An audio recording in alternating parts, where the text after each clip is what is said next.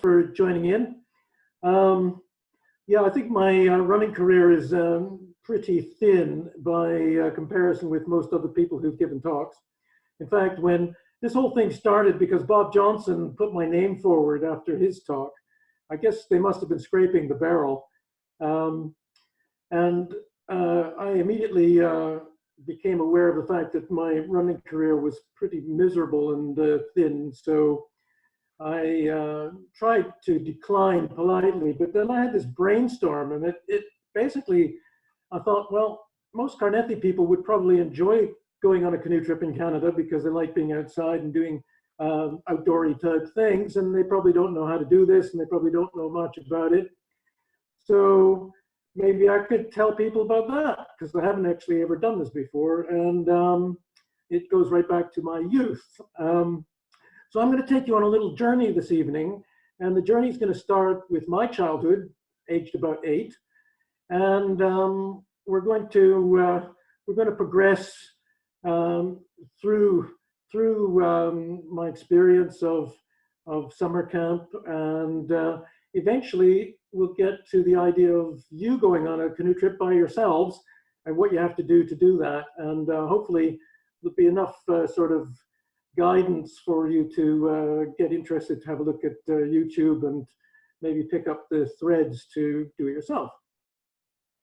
So although it's not really known in this country so much, in Canada we have very long summer holidays, typically 2 months for kids at school, but people going to work have very short holidays. So one of the ways that has evolved to deal with this is that kids get sent off to summer camp. So in Ontario, there's I don't know if there's hundreds of summer camps, but certainly a lot of them. And some of them are really, really old and very traditional. And I was very privileged to go to one from the age of 8, and basically got put on a train at Toronto Union Station and chuntered up the tracks for most of it, I guess 3 or 4 hours, got onto a yellow school bus, and then we went into camp, and there we were. And my experience of camp was extremely formative. It was a camp called Almec. It was has been run by the same family for 100 years. So we're now on the 4th generation of owners. Camp is called Almec, which is Ojibwe for beaver. Every night after dinner, we went out and we sang a song as we lowered the flag. It actually was in the morning, I got it wrong. In the morning, after breakfast, as we raised the flag, we went out and stood on the beach and we sang a song. And one of the lines in the song contained the words, Almec, the maker of men. Now this wasn't accidental. This was what we were encouraged as little boys to think of as admirable, a good thing to do. We were supposed to become tough, self-reliant, hardworking, gain endurance, all these good things. It's sort of anti-snowflake generation, in fact. And we hoped to really emulate these qualities in our what we thought of our growing up, our grown-up phase. Now, bearing in mind that 17-year-old boys at this camp appeared to us at age 8 as grown-ups, which is kind of interesting from the perspective of somebody who's in his 60s. Right, page down. We're going to see if we get to another page here. So this is the camp, and it's on a lake, and you can see all the canoes and sailing clubhouse, and the dining hall has that red roof. And all around this camp are cabins like the one you see on the top right. And these cabins don't have electricity, don't have plumbing. They're literally a room with 6 beds in them. And basically you go there, you get put in a cabin with 5 other kids.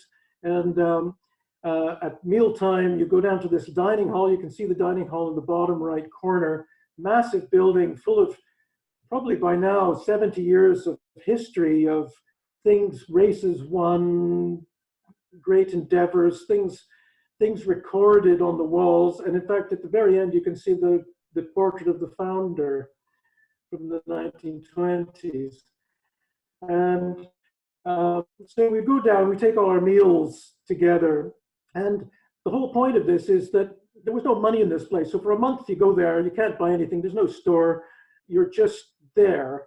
And your value as a person hinges completely on your skills and your character and your personality and what you can bring to the party as a person. And that's kind of a formative experience, particularly for some of the kids that went there who came from rather well-off families, as I'll get to in a minute.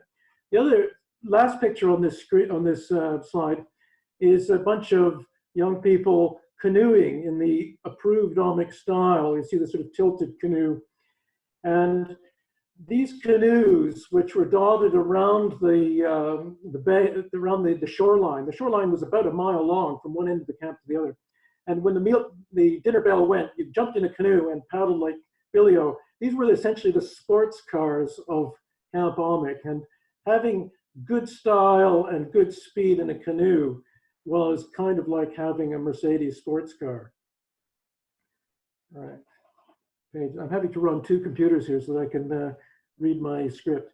Now, it wasn't just a boys' camp. It was a boys' camp separated by 1 mile of water from the girls' camp. Now, the people who started the camp must have known what they were doing.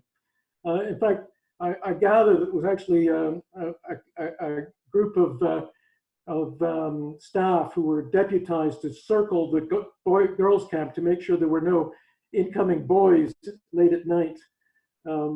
In any case, I think the defenses were fairly good. Was I going to say anything else about this? No.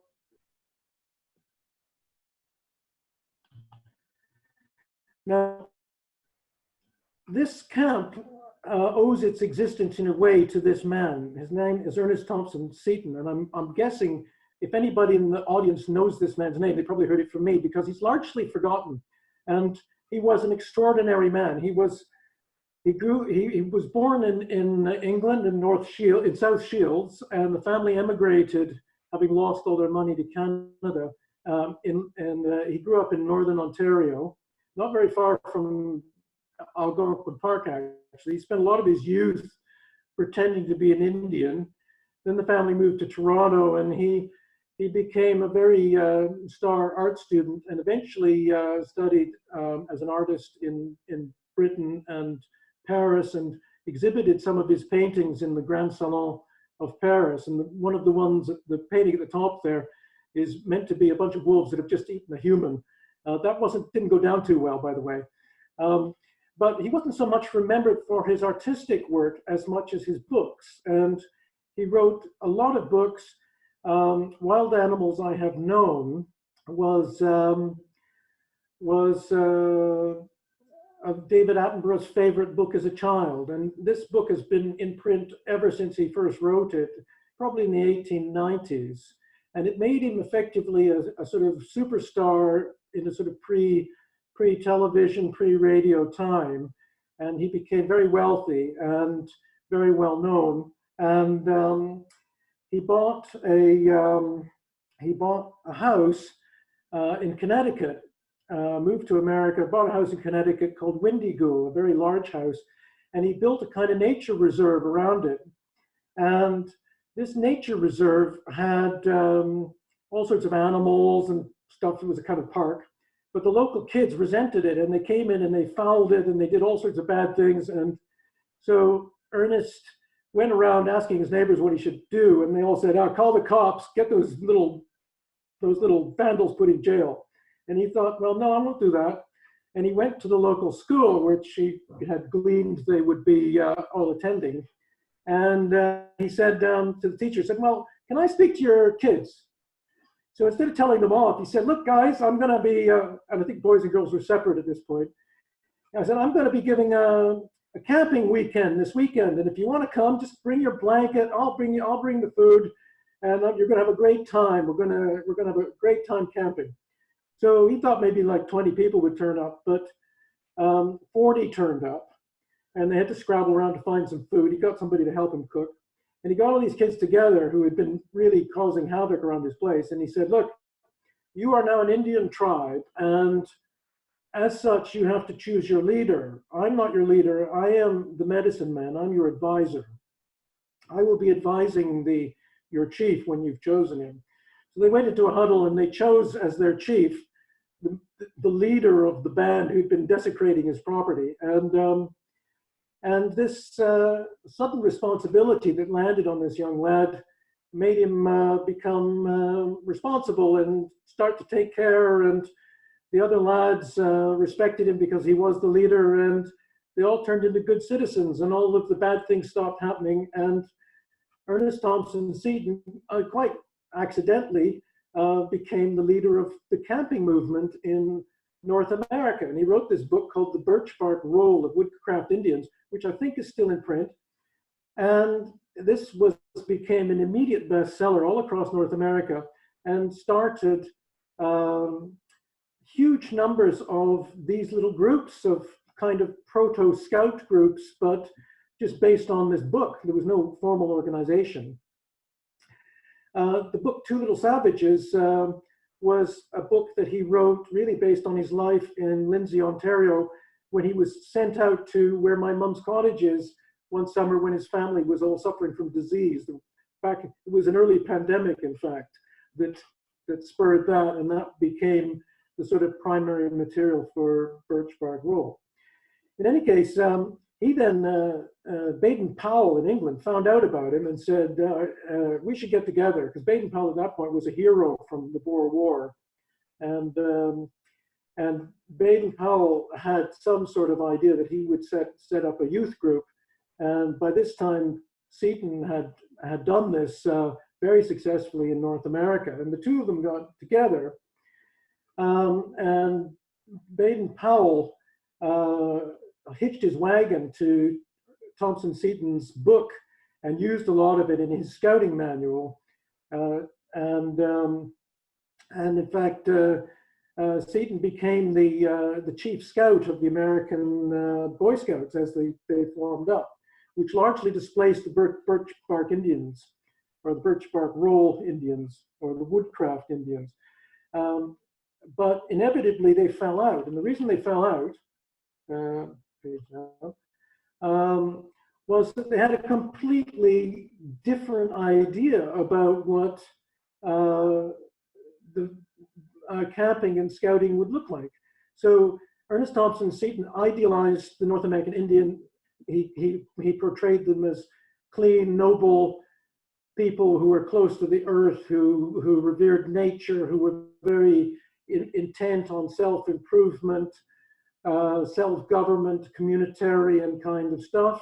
Whereas Baden-Powell basically saw the Boy Scouts as a way of creating a pipeline of little soldiers, queen and country, obedience, military, top-down, heroic, and the two of them were just completely incompatible.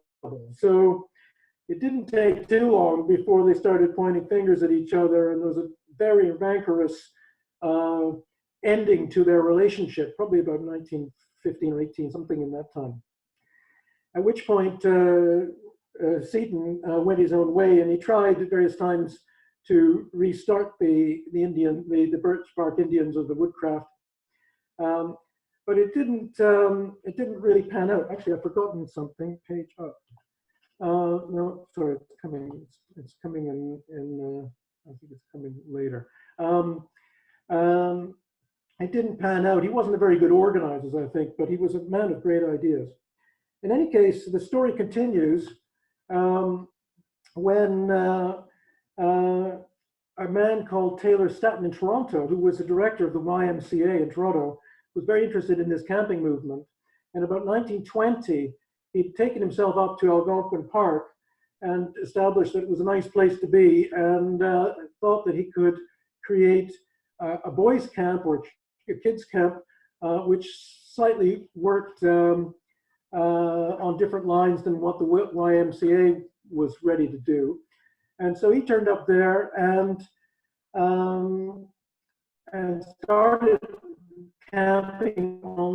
started his camp in 1921, and went to a conference and met Ernest Thompson Seton in the flesh and convinced him to turn up also in the following year at the camp. And so what you see in this picture, this grainy picture, is Taylor Stanton as a young man with a red circle around him, and Ernest Thompson Seton with the orange one. And Seton apparently was paid a lot of money to come up for that time. He was there for all of 3 weeks, but he imported into the camp at that point all of this Indian lore, all of this respect for the native people and their ideas about life, their moral philosophy, their athleticism, etc. And that was all brought to the camp. And the camp has ever since played on that. So when I went there in the 1960s and 70s, we used to have something called council ring. We all dressed up. Well, we didn't really dress up.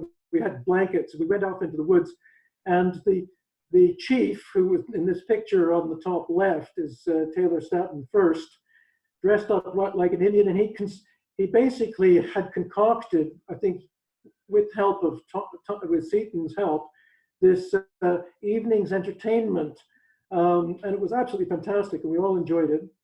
And this was shared by many people. As I said, some of the more well-heeled people of Canada went to this camp.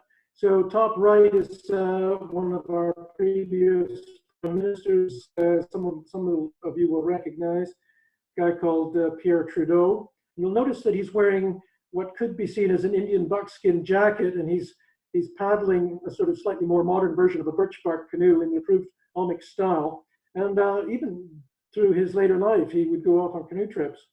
His son, Justin, who is in the lower left-hand corner, also went to the camp in the 1980s and was on staff. And obviously, they bought into this idea of the Indian thing, which subsequently got called cultural appropriation and got a very bad name. Unfortunately for Justin, he kind of took this a bit far, as you can see in the bottom right corner, and he got a lot of stick for that when that was found just prior to the last Canadian election, when arguably he didn't do as well as he might have done, although he's currently riding very high in the polls due to their much better handling of COVID than our prime minister's doing. Right. So when you're at this summer camp, you're there in camp doing sort of campy activities like sailing and archery and tennis most of the time, but then you would go off on these canoe trips. And here's a group of people just about to set off. They've got their canoe packed and they've got their life jackets on, and they're all set to set off into the wilderness. And when you first went there at age 8, you might go off for 3 days and not go very far. And then by the time you were 16, you might go off for a month or 2. My daughter went off for, I think, probably just over a month, and carried most of their food. I think they had 1 food drop. The picture on the right is the other side of this, which is some of the time you're in the canoe, some of the times you're portaging between lakes or rivers. And this is what people in a portage look like. In any case, I did this every summer from the age I was 8 to I was about 16 as a camper. 17, I went back as a staff member and went on various canoe trips, doing extra duty carrying canoes and so on. And then from then on, I did it myself with friends and whatever, having learned all the things that you learn from a camp where they teach you how to do it properly. So really the rest of the talk is about how I think you ought to do it properly. So let's go to the next page. So why would you go on a canoe trip? I don't like much to put text on my slides, but this is to remind myself of what I'm talking about here. So basically you're leaving civilization. You don't have phones, there's no coverage up there, there's no batteries. You leave all the ephemera of 21st century behind, and you go back to the 18th century. You're in the water, you've got a canoe that more or less a facsimile of what the native people might have had 2-3 centuries ago, or the voyageur. And you're just yourself and nature, and okay, you brought your food, so that makes life a bit easier. But it's a real back to nature experience, and it's long enough that you can leave everything behind. you're floating. So it means actually you can take a lot of stuff that you couldn't normally take when you're hiking. And that means that you can take luxuries, you can take warm clothes, you can take musical instruments, you can take a book to read. And those luxuries in this quiet period, you really enjoy and appreciate. So it makes it a really wonderful experience. And also you'll find yourself being deeply reflective, I think, after a while, after a few days of losing the distraction. And you live in the moment. You realize the moment is quite important. And particularly in creeks where you're sort of at a low level, going around bends in windy creeks or whatever, you'll come across things like moose that are wading in the water, grazing, or beavers on dams or whatever. It's fantastic. You can forge deep relationships. In my case, I took Rosie on a road trip, that's my wife, and we got to 3 Mile Lake in North Algonquin, and it was a beautiful sunset, and I proposed, and she accepted. So that worked. And when you get back with a real sense of achievement, of accomplishment, of self-confidence. You'll certainly be a lot fitter, but you might be covered in mosquito bites and sunburn and maybe the odd scrape, but it'll have been worth it. Right, page down. Right. So I'm going to be talking about one particular place. There's lots of places you can actually canoe in Ontario. There's and outside the province as well. This is the area I know best, and I'm going to tell you about it for various reasons. First of all, it's a park. It's been chosen as a park because it's an area of outstanding natural beauty. It's been a park for, I think, well over 100 years. It has a lot of different kinds of terrain and different sizes of bodies of water. So it's forever interesting as you're going around it. A lot of it is pre-Cambrian, well, it's all pre-Cambrian shield, which for Canadians means something, but for people in Britain, very thin soil, very hard, rocky structures, a lot of coniferous trees perched on top of the rocks, a lot of water, mixture of water and land, virtually impenetrable forest. Once you get into the forest, you really can't make headway on your feet unless there's a path. It's about 70 miles across in each direction, and you'll see a gray line going across the southern edge. That's Highway 60, which really gives you access to the bottom part of the park. It's about a 3-hour drive from Toronto, so you can get yourself to Toronto, get a hire car, and head up there. In about 3 hours, you'll be going into the park. You have to get a permit, by the way, if you're going to go and stay in the park. And sometimes permits are hard to come by because they reach saturation and you have to book ahead. Once you're on Highway 60. What are the yellow areas? Yes. Yeah, okay, back down. Oh, yeah, I was going to say something, but, oh, sorry. No, I'm going the wrong way. The yellow areas, I don't know. They're yellow. I've been there, but I can't tell you. You'll have to go there and find out.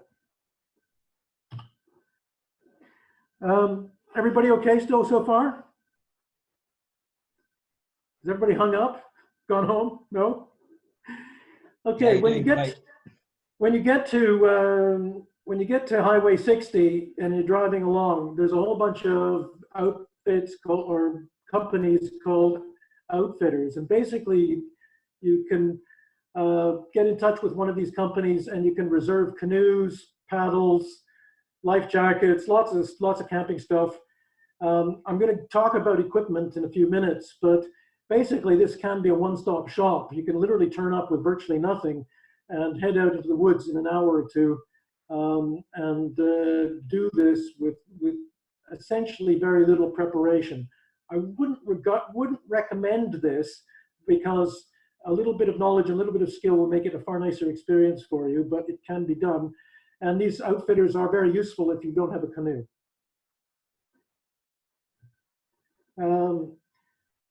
So another reason to be recommending Algonquin is that they have this fantastic map. And this is just a little section of the map that you can see on the internet. And there's a few features.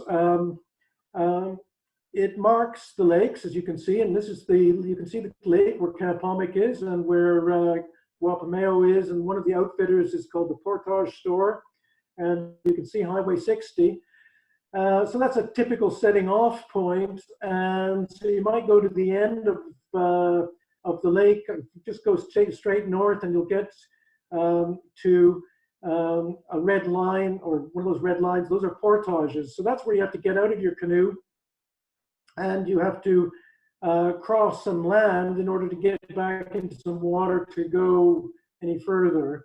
And this map maps these things, marks these things out with distances, and shows you roughly where you should be expecting to see the portage sign, which is those yellow markers. And the difference between canoe tripping outside the park and inside is that outside the park there are no portaging signs, at least not reliably. And it's very helpful, certainly on the first go, to be able to find them. Also, you'll see that there are these little triangles, little black triangles, and those portray a campsite. And the campsites are all pre-prepared, and they have typically a fire pit, a place for some tents where you plausibly level place to put tents, and an outhouse because they don't want crap all over the place. So the map is indispensable, and the fact that the park is kind of pre-prepared for this is very, very helpful, particularly if you've not done it before. So now I'm going to talk a little bit about equipment, and the most important thing when you're canoeing is a canoe. And the canoe started out, at least the eastern canoe, not like a dugout canoe, started out as being made from very thin little bits of wood that were sort of steam bent into shape on a mold and then covered with birch bark. And this created a very lightweight but resilient watercraft. And it has this extraordinary property because it's made of bent wood. It just turns out that if you bend wood, you can't bend it too far without breaking it. So all of the curves are really subtle, and it makes a beautiful hydrodynamic shape that's very easy to paddle. It also makes a beautiful shape that's good to look at. And in fact, the canvas-covered cedar canoe, in my view, is one of the most beautiful objects. So if you put an array up, as I've done here, of different kinds of canoe and how they sort of compete with one another, in aesthetics, you can't beat the canvas canoe. It is just a beautiful conveyance. Everything about it is nice. The thunk it makes when you're paddling, just the view of it from the stern as you're paddling, and its performance on the water, fantastic. Then somebody came along in the 1950s and said, well, a hell of a lot of work to make one of those things. Why don't we make it out of fiberglass, which was a new material at the time? And they used some of the original molds to make the fiberglass molds, which worked out okay, more or less. So some fiberglass canoes have nice shapes, but they can be a bit twisty, a bit bendy. Fiberglass isn't actually all that strong when it hits rocks. But fiberglass canoes could be okay, but they're not all that tough. When I was camping at the camp, when they sent people off on these really long trips, they chose aluminium canoes, which are the world's most horrible canoe. They clang and bang and are just absolutely awful, but they're incredibly tough, which is why they used them, and they're very stable. It also makes them horrible to paddle because they take about 2 times as much paddling effort.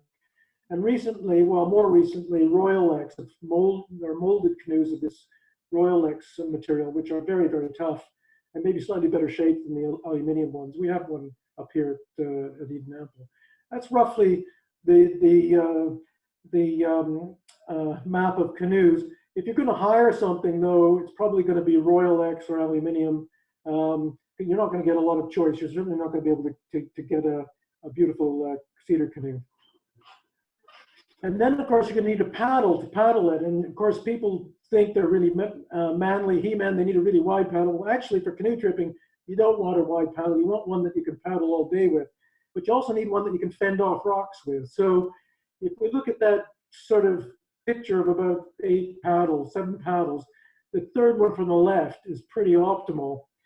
And the one by itself is one that I might choose, and I've got one very similar to that. So it's got a rounded bottom, good for pushing on rocks. It's just about the right width, and importantly, it comes up to your chin. The length of the paddle is really important. It's like Goldilocks. You've got to have one that's just right, otherwise you'll be sad because you just get your posture completely in the wrong place. So getting a right paddle is good. And even if you hire the canoe, you might consider buying a paddle before you go on a canoe trip because you want to take it home with you, although Air Canada will charge you extra, I'm afraid. Bastards. You don't have to pay extra for hockey sticks, but you do for canoe paddles. Very annoying. If you do get to Algonquin Park, not too far away on the way back to Toronto, you can take a deviation and go past the Canadian Canoe Museum, which is in Peterborough, Ontario. And they've got hundreds of canoes there of all sorts of different ages. And it's my favorite kind of museum. It's the museum created by one man for his complete fascination and obsession. I've not actually been, and I've just seen pictures of it, but I dream of going there. I'm hoping to be able to drag Rosie there one summer when we're in Canada. But you could put that on your list of things to do. So you've got your canoe, you got your paddle, now you got to carry stuff in the canoe. So when I was a boy, we put everything in these things called traditional canoe packs. They're made of canvas with leather straps, incredibly voluminous, and you basically put everything in these things. Very, very sensitive to how you pack them. They're terrible. Never get one of these things. I can only tell you one good thing about these packs, and that was at camp. I was investigating this as part of the crew that went to investigate this accident. In Canada, across the north of the park, there was a train track, which is now closed. And on that train track was a viaduct that went over the Petawawa River. Petawawa River at this point is quite rapid, full of rapids, and the camp had a complete policy that no camp canoe was to go down these rapids. So you were meant to portage around them, but unfortunately the normal portage was very long. But the one going over the bridge, which again was banned by the camp, was much shorter, and so a lot of people very ill-advisedly used it. And one day, some kids were a whole bunch of kids were with their leaders were portaging along this high viaduct. I've been on it myself, very high up, and a train came from behind, and all of the kids got clear of the viaduct except for the slowest one, and the train bumped into him. Fortunately, the train was slowing down by this point because it had seen that there's an obstruction on the track. It bumped this kid from behind, but he was wearing this massive marshmallow of a backpack.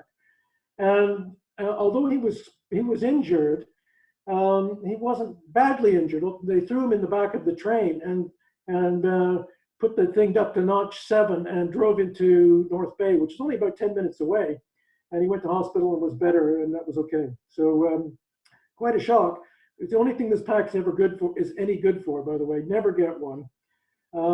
What's really displaced this is something like the more formed pack on the left, or the right, sorry, which is hidden from my view because of all the things. But those packs fit on your back and are much more carryable than the canoe pack, a sort of frameless pack. The other thing that we've used is these things called Ronigans. It's a kind of wooden box which is compartmentalized, and it's very good because you can organize things. You put the lid on, the waterproof seal. If your canoe tips over, everything remains dry inside. It can be relatively bear-proof, which is important. And you can carry it using this leather strap called a tump. This is a tump strap. And these Ronigans were originally used by the North American Indians to carry their stuff when they're on a canoe trip. The blue barrel you see on the right is a kind of modern incantation. Don't carry very well. I can't entirely recommend them. I do have one. Nowadays, I would recommend the frameless pack with the dry bags. Dry bags absolutely imperative for your sleeping bag and personal clothing. So you got your canoe, your paddle, your packs, you got to put them all in the canoe, and you got to spend a bit of time getting this sorted out, because if your canoe isn't loaded correctly, it's going to be very unstable, and you're also going to have a bad time when you get to portages. So very important to spend a bit of time just working out where the packs go, where the people go, and making sure once you've got it on the water that you end up with a distribution that leaves your bow a little bit out of the water, like this lower picture. And when you get to a portage, you want everybody to know exactly what they're going to take, because you don't want anything left behind, and you don't want to have a lot of loose items. So everything has to be come out of the canoe. Everybody takes what they're going to take. Everybody puts it on their back. You go over in one go, and you don't go back. Going back is very, very bad style and not necessary, and just a big waste of time. So loading the canoe, very important, and worth spending a bit of time on. Paddling, I can't give you, oh, what's going on? Yeah, see where I am. Page up. My slides are slightly out of sync here. So the next little section is about skills, and the first thing you need to know about is paddling. And it may seem obvious, and some of you will know about paddling a canoe, and some of you will think it's like a kayak. Well, it isn't. The first thing is you need to sit low in the canoe, and that is either means kneeling or a sort of semi-kneeling with one knee up and one knee down. Sometimes you can get away with sitting in a canoe as a kind of relief to change positions, but if there's any kind of waves or whatever, it's a very good policy to get the C of G as low as you can get it, which is part of stowing packs low. A second thing is, and I see this all the time when you see inexperienced people, they're not paddling in stroke. Very, very important that the bow and the stern people are paddling in stroke. The bow person has the job of setting the stroke, and the stern person should follow that stroke, and the bow person should set a stroke that's not too fast, because the stern person has to do a bit of extra work at the end of the stroke to keep the canoe going in the right line. The sternman, his job or her job is to keep the boat canoe going in the right direction. Use the kind of canoe as an arrow and pick a point on the shore to get a direction, and you start your stroke with what looks like a normal paddling stroke, but at the end you do something called a J stroke, where you're prying against the canoe. You turn the paddle and do a little steerage thing at the end where you give a little pry, and that keeps the canoe straight at the end of every stroke. And the reason that you have to do this in stroke is that both of these inputs are happening at the same time, and the canoe likes to have these inputs at the same time so that it doesn't wobble all over the place. There's lots of videos of people doing this on YouTube, so if this gets you excited, then you should give it a shot. You can do it on a dock, you can do it before you go on a canoe trip, preferably. The bowman has an additional job, which is that they've got to be looking forward, because the person in the stern can't see what's happening in the water. Bow person can, and if the water is looking dangerous, they can actually they can sit up and look more carefully, and they have a bunch of or should have a bunch of strokes in their armory, which can cause the canoe to very quickly deviate from one place to another. These are called pries and draws, and you can see the woman in the picture doing a draw. She's actually pulling the paddle towards her, which is pulling the canoe towards the paddle, and it's a very quick way to alter the trajectory of the canoe. And this needs to be practiced, because if you're in low water or a creek or a river, you may need to alter your trajectory very quickly. So this is worth practicing, a bit like a Formula One pit stop, so that everybody knows what they're doing. Again, there are lots of videos on YouTube to see this. But getting hung up on a rock is no fun, and it can wreck your canoe. So having this under your belt is a good thing. Now, on my invitation thing, I don't know if actually you read this, but the word Rinky Dink got used. This was used at the camp to describe people who went off on canoe trip without a single clue about what they were doing. So it was essentially an insult that we cultivated in the camp, which I suspect nobody else knew. And so I'm going to take you around this this circle of pictures, starting to the top left. You got to hold the paddle correctly. If you hold the paddle like this, you can't steer, you can't turn it, you can't control its altitude, anything, and you can't put any power in it. So don't do that. Secondly, you got to paddle on different sides. You're each putting a vector of force onto the canoe. If you're paddling on the same side, then the canoe is just going to go around in circles. And if you're trying to be in stroke and you're that close together, you're just going to clash paddles. So don't do that. That's very stupid. The third one, the red canoe down below at the bottom, is two people not paddling in stroke. Now that's not so obvious as other two, but the bow person is just finishing the stroke and the stern person is just starting theirs. No, no, no, don't do that for reasons I just told you.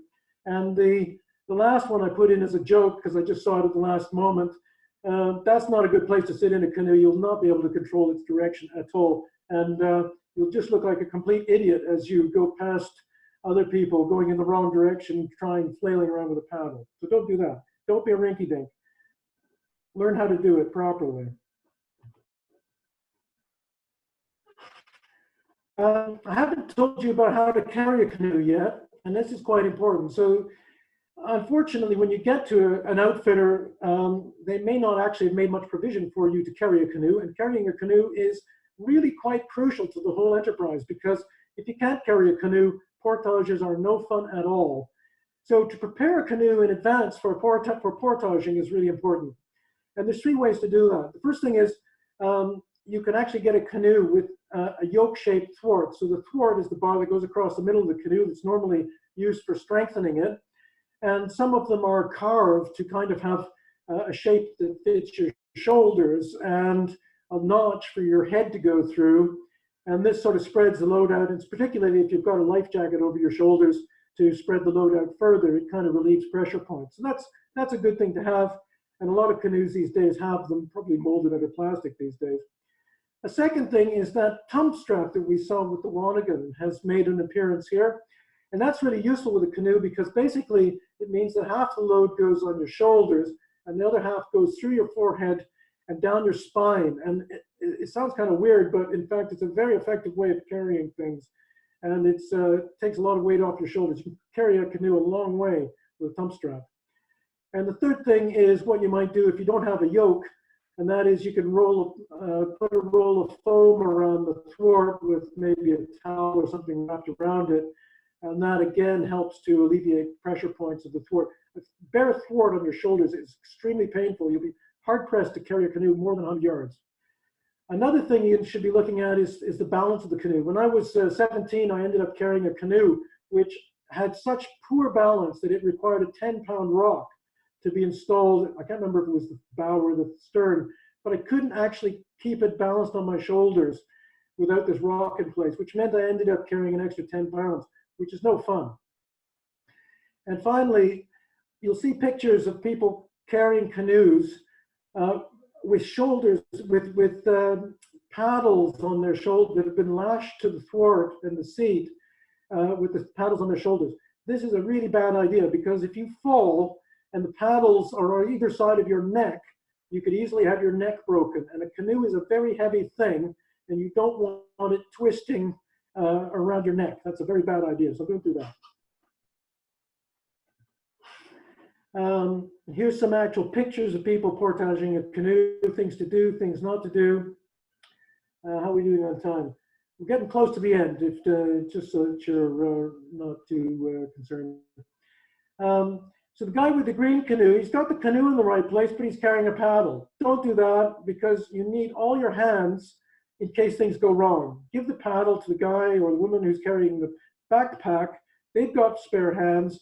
They can throw the paddles down if they get in trouble. You're going to have a lot of things to think about when you're carrying a canoe. Second thing, wheels. Forget it. Wheels will not go any distance on a North Ontario portage. In fact, I've seen wheels abandoned about 50 feet into a portage that have been there for 20 years. Don't even think about it. Two people carrying a canoe, complete mistake. It's like two people carrying a ladder. One of them is pushing the other person or pulling the other person. The paths are so stony, bony, rooty. undulating, tree, marshy, you're going to be giving yourself a terrible pain.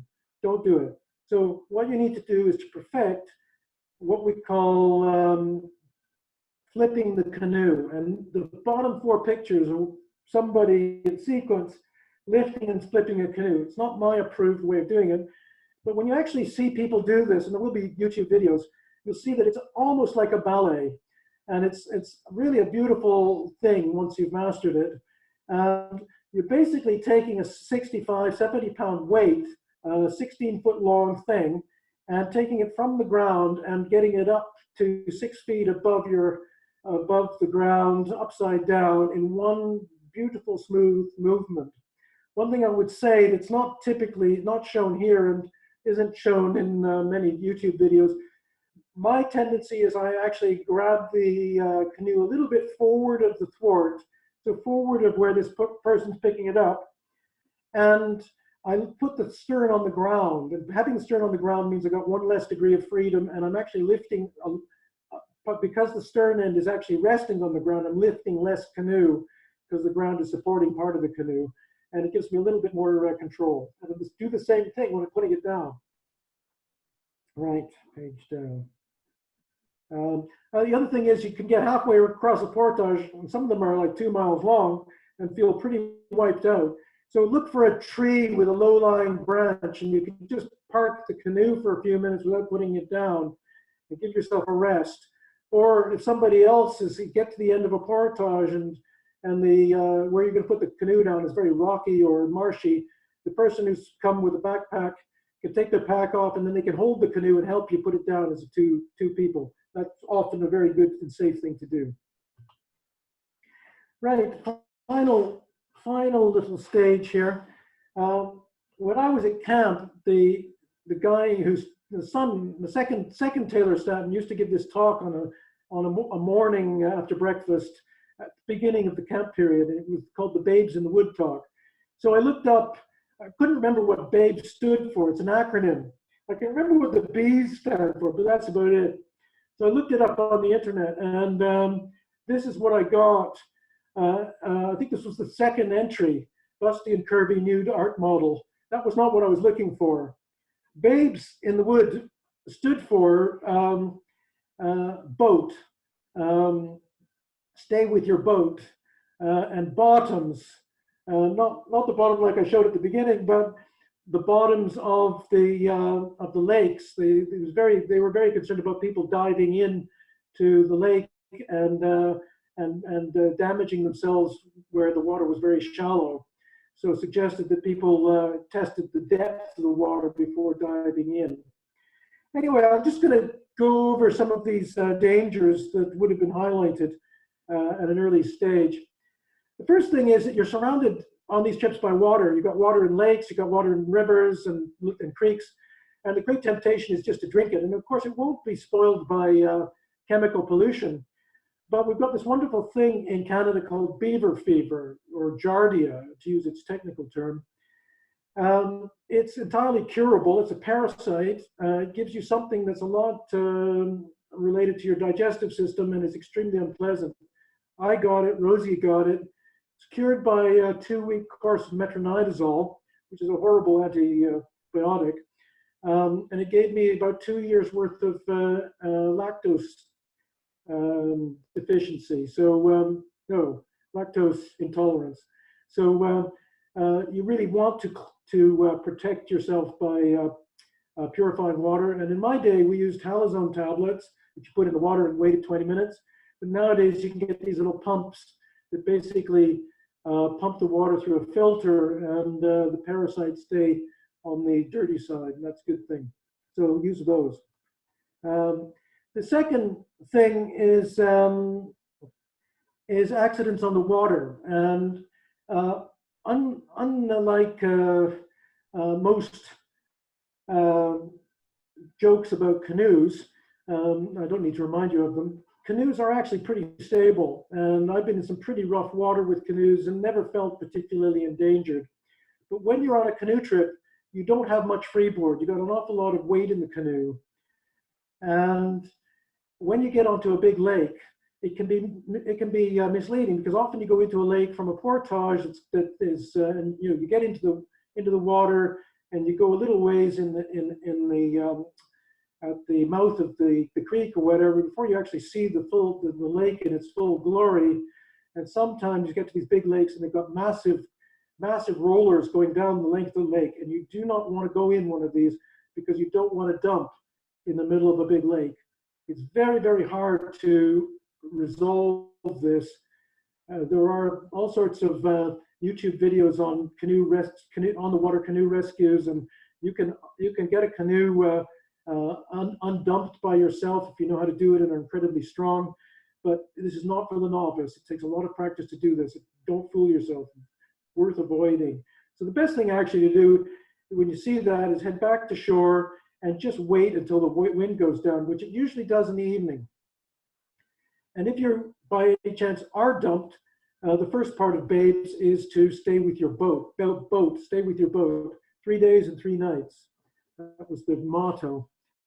The other thing about Algonquin Park is that it was used as a lumber source back in the early 20th century, and a lot of the waterways were blasted with explosives. So a lot of the rapids that you find there are actually with very sharp rocks at the bottom, and they will destroy your canoe. I've seen parts of canoes at the ends of rapid portages. So don't think it's going to be fun going down a rapid to evade a portage. Can be very dangerous. You can do it for fun once you've sussed it out, once you've taken your packs out, and if you've got a strong canoe. But don't think of it don't do it lightly. Extremely dangerous. Second thing comes from personal experience. I was on a lake with Taylor Stanton III, actually at the back of the canoe. I was about 10 years old, 12 years old, and a black cloud came over the lake, and with it a lightning storm, and we headed as fast as we could to shore. We pulled the canoes up, stood under some big trees. At some instant, there was a most massive crash bang wallop at the same time as there was a most incredibly bright spark or light of the lightning flashing. I mean, simultaneous. And 10 minutes later, back to blue sky, sunshine, and we went down to look at the canoe. There was a 6-inch patch of the canoe structure missing under the stern seat. And that was because we hadn't pulled the canoes up far enough, and the lightning had somehow reflected off the water and hit the canoe and just completely bashed the planking. Fortunately, the canvas was okay, and we were able to continue after a little bit of duct tape. So do take it serious. There's a lot more lightning there than there is here, and it can be very serious. Another personal experience was a kid cutting himself very badly on the campsite.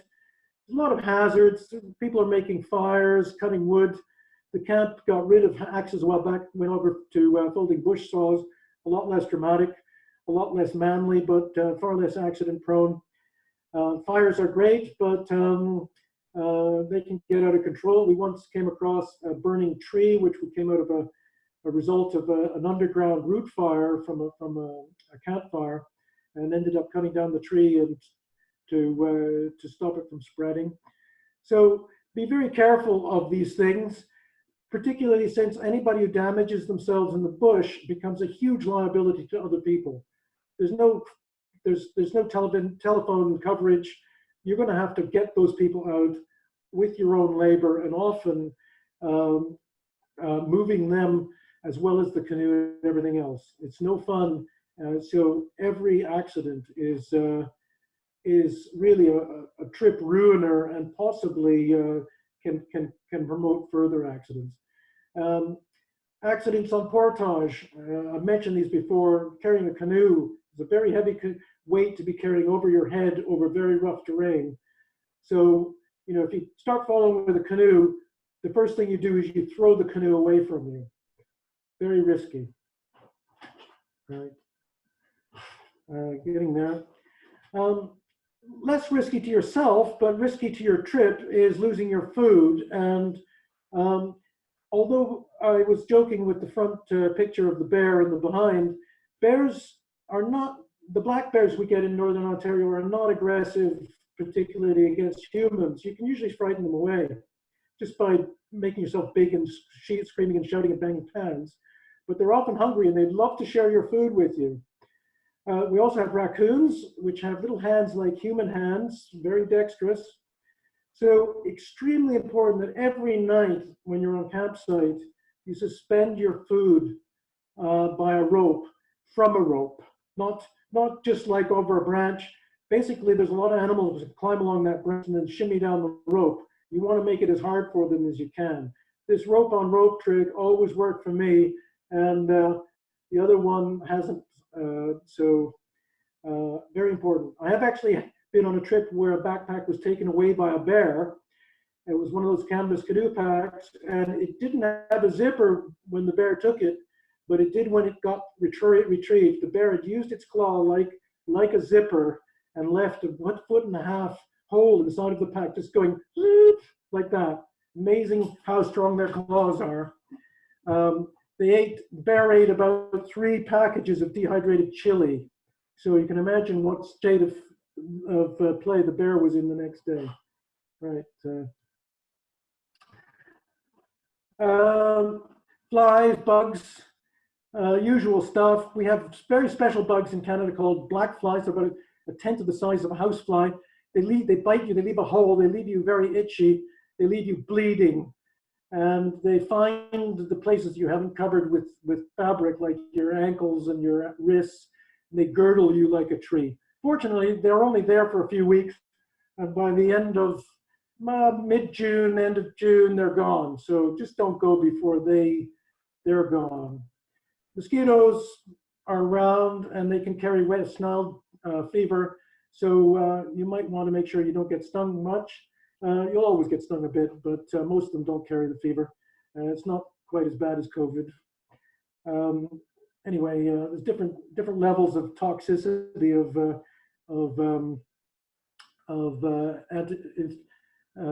bug juice. Up to you what you choose. Right, we're done. So these are a few shots of Algonquin Park. The top left is a typical lake with the Precambrian rock islands and trees, a nice rock to dive off of, an orange sign saying it's a campsite. Then we see the Petawawa River that I was talking about earlier, people going down some white water, like I told them not to.